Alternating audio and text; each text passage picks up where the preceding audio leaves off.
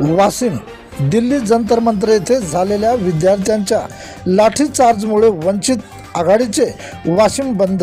वंचित बहुजन आघाडीचे राष्ट्रीय अध्यक्ष तथा बहुजनांचे हृदय सम्राट बाळासाहेब आंबेडकर यांच्या आदेशात दिल्ली जंतर मंतर येथे झालेल्या विद्यार्थ्यांच्या लाठीचार्ज संदर्भात आज दिनांक 23 जुलै रोजी संपूर्ण महाराष्ट्र बंदचे आवाहन केले होते.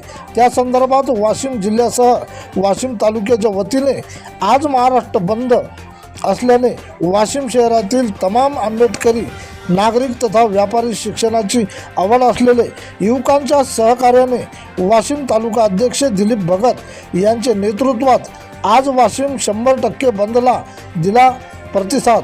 यावेळी सहभागी म्हणून जिल्हा महासचिव रंगनाथ दांडे, युवा आघाडी जिल्हाध्यक्ष सूर्यकांत गायकवाड, महिला आघाडीच्या ज्योतिताई इंगळे, युवा आघाडी उपाध्यक्ष स्वप्नील खडसे, सुरेश सोनुने, काँग्रेसचे जिल्हाध्यक्ष राजू चौधरी, जिल्हाध्यक्ष दिलीप सरनाईक, सुभाष अंबोरे, खिल्लारे सर, संतोष सरकटे, आजी माजी सर्व पदाधिकारी कार्यकर्ते यांची उपस्थिती होती. तथा बौद्ध महासभेच्या जिल्हाध्यक्षा बनसोडताई, आरती इंगोले तथा महिला मंडळ यांच्या उपस्थितीत दिल्ली जंतर मंतर येथे झालेल्या विद्यार्थ्यांच्या लाठीचार्जमुळे वाशिम बंद.